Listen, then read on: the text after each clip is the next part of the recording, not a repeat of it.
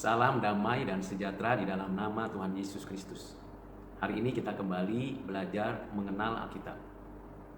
Kita sudah belajar bahwa Alkitab adalah firman Tuhan. Roh Kudus menafaskan firman-Nya kepada para penulis. Dan kita bersyukur karena ada 70 ahli yang telah menyalin, mengkanon, dan menerjemahkan Alkitab Perjanjian Lama. 39 kitab itu dinyatakan, diterima, diakui, dijadikan dasar iman dan sumber daripada pemikiran pengenalan akan Allah untuk ibadah, kehidupan sehari-hari dan di dalam kehidupan orang percaya. 39 kitab Perjanjian Lama itu dikanon sesuai dengan apa yang dinyatakan Tuhan, di mana para penulis yang diberikan otoritas, wibawa, kekuatan, dan jelas sekali keutuhannya, para nabi dan para penulis yang menuliskan kitab-kitab dalam Perjanjian Lama itu. Tentu kita tahu bahwa sekitar tahun 150 sebelum Masehi di Alexandria, 70 ahli Taurat itu mengkanonnya, lalu menerjemahkannya ke dalam bahasa Yunani yang disebut Septuaginta. Septuaginta terjemahan kitab-kitab Perjanjian Lama dalam bahasa Yunani.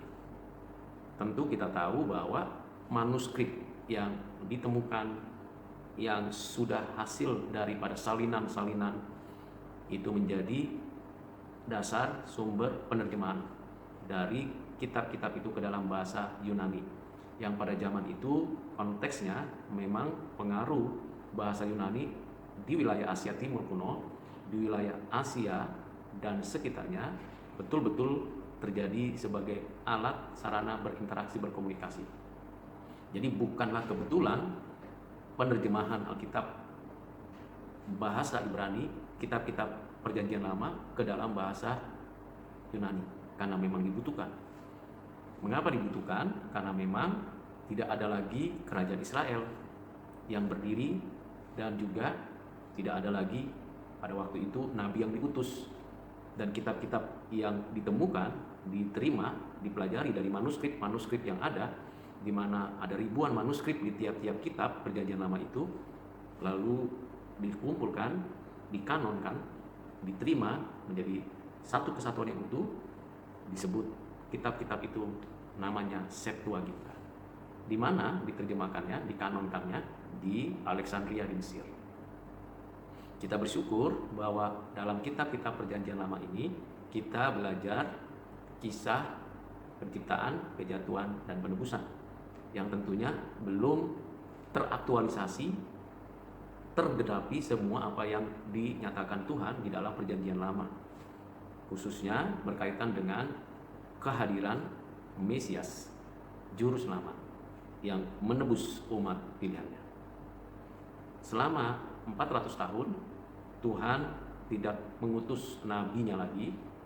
Tuhan tidak menegakkan kerajaan Israel seperti pada zaman Saul, Daud, Salomo, atau terpecahnya menjadi kerajaan utara, kerajaan selatan. Tetapi pada saat masa antara ini, umat Tuhan mempersiapkan diri atau dipersiapkan untuk masuk ke era Perjanjian Baru, di mana anak Allah inkarnasi menjadi manusia. Kita melanjutkan ke dalam kitab Perjanjian Baru.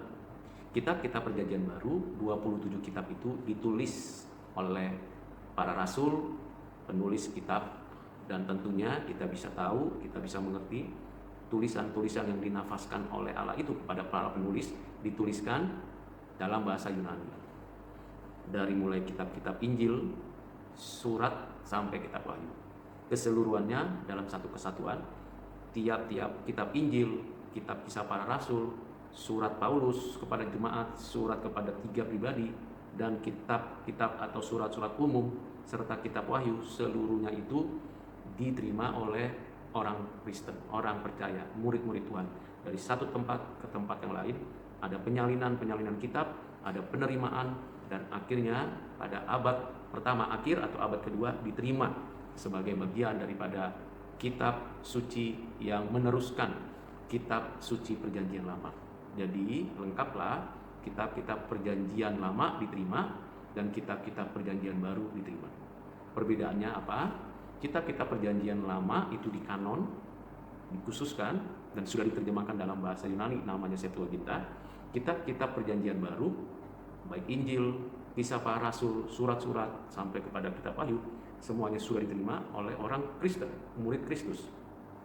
Jadi orang percaya, orang Kristen, umat Tuhan sudah menerima 66 kitab pada awal abad kedua.